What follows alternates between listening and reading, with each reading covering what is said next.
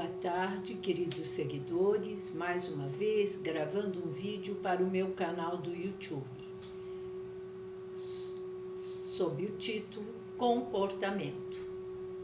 A psique humana é universal?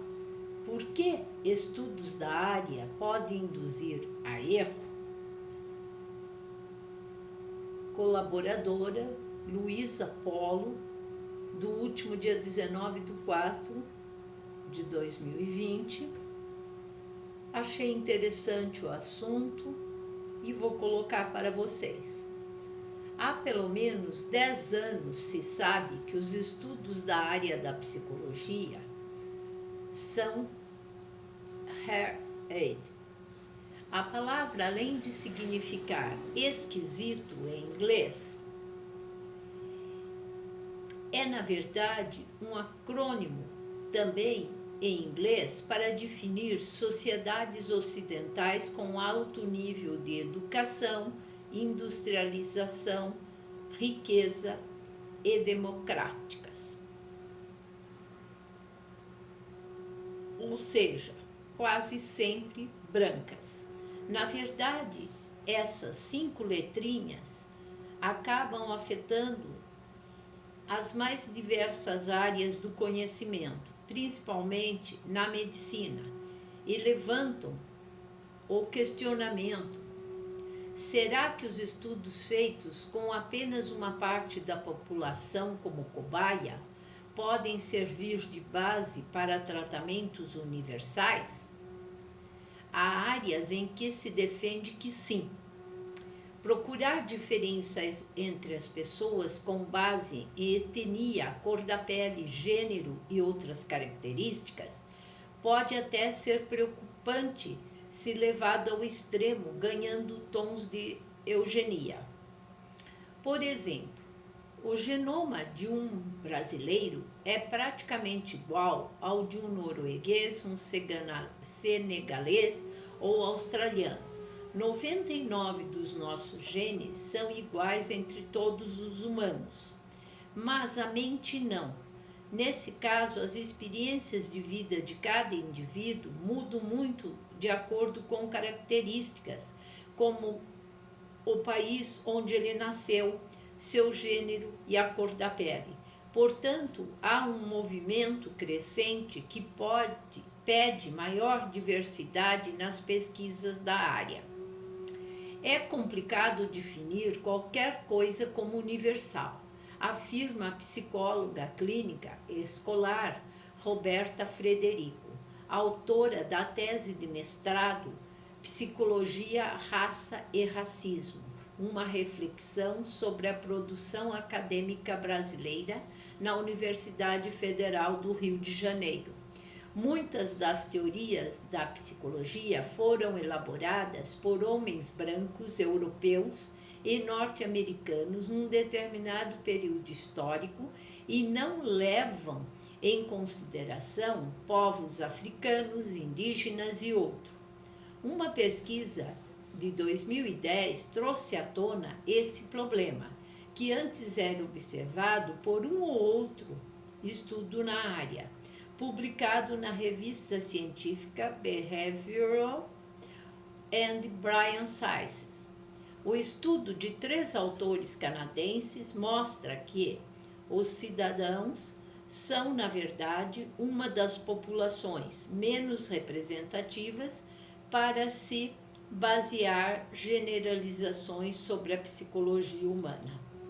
Um dos exemplos mais usados para provar este fato é que certas ilusões de ótica que costumam enganar pessoas de países industrializados não têm o mesmo efeito sobre quem cresceu em áreas rurais. Muitos deles têm a ver com linhas retas e os cientistas observam que em grandes cidades estamos mais acostumados com elas, prédios, cruzamentos. Outro teste relevante constatou que crianças do povo Tsimane, da Bolívia, tiveram um comportamento muito diferente das norte-americanas em um estudo sobre como elas compartilham bens.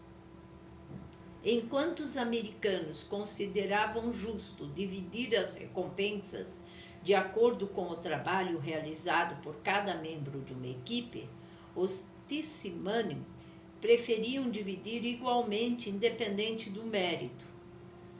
Se a base de dados da ciência comportamental consistisse inteiramente de sujeitos Tissimani, os pesquisadores provavelmente ficariam bastante preocupados com a possibilidade de generalização, escrevem os autores desse estudo de 2010. Por que, então, não há a mesma preocupação quando as cobaias não são apenas norte-americanas ou europeias? Uma reportagem da revista The Atlantic chama atenção para esse cenário e constatou que, 10 anos depois do estudo, que despertou esses questionamentos, pouco mudou. E no Brasil? Vai a pergunta. Hoje eu posso nomear, mas na época em que eu me formei em psicologia, em 2004, diz ela, não entendia que havia tido uma formação heteronormativa e branca, afirma Heloísa Santos Rodrigues, psicóloga clínica, especialista em educação e relações éticos raciais.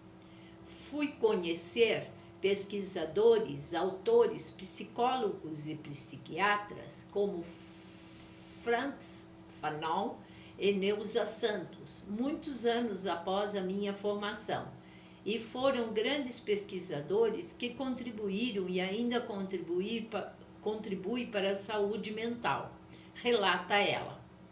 Na clínica, ela considera essencial conhecer mais a fundo as questões que podem afetar as minorias, para poder atender com qualidade. Cabe também a nós, como profissionais, buscar o que precisamos oferecer em termos de atendimento clínico, considerado